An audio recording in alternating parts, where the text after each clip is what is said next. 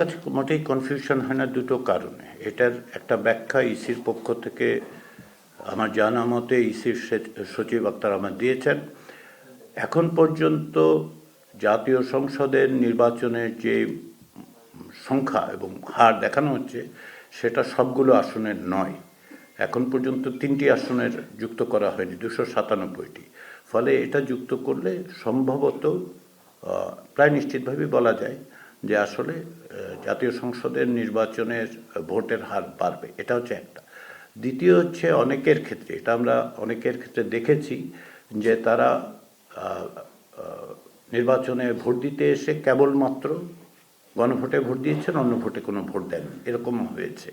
ফলে এটা খুব অস্বাভাবিকতা, এবং এটা অস্বাভাবিক বলে বিবেচিত হতো যদি আপনি 30-40% ব্যবধান দেখতে পাতেন। 2-1% ব্যবধান, বিশেষ করে 3টি আসনের যখন, আমার ধারণা যে 300 আসনের যখন ফলাফল বেরোবে, অন্ততপক্ষে 299টি আসনের ফলাফল বেরোলে হয়তো এটাই দেখা যাবে যে প্রায় সমান বা হয়তো একটু বেশিও হতে পারে সংসদ নির্বাচনের ভোটে।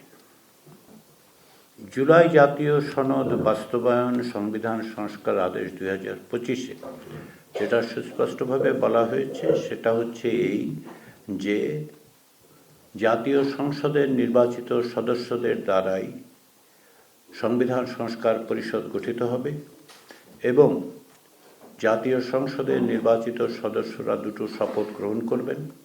একটি হচ্ছে জাতীয় সংসদের সদস্য হিসেবে এবং আরেকটি হচ্ছে সংবিধান সংস্কার পরিষদের সদস্য হিসেবে।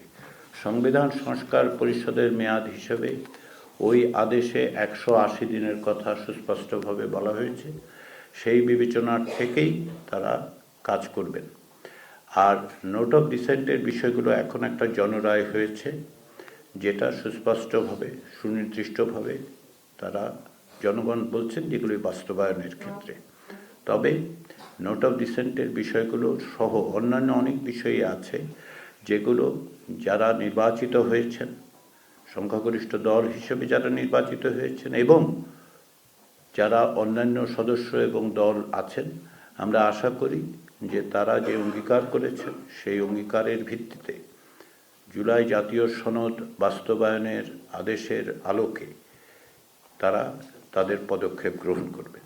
এটা আমরা বিশ্বাস করতে চাই। আমরা আশা করি যে তারা একইভাবে যেহেতু এক জনরায়ের মধ্য দিয়ে তারা সংসদের সংখ্যাগরিষ্ঠতা এবং সদস্যপদ লাভ করছেন, সবগুলো দল যাদের প্রতিনিধি, তাদের এই দায়িত্ব আছে এবং তারা নিঃসন্দেহে জনরায়ের এই দুটো দিককেই বিবেচনায় নেবেন।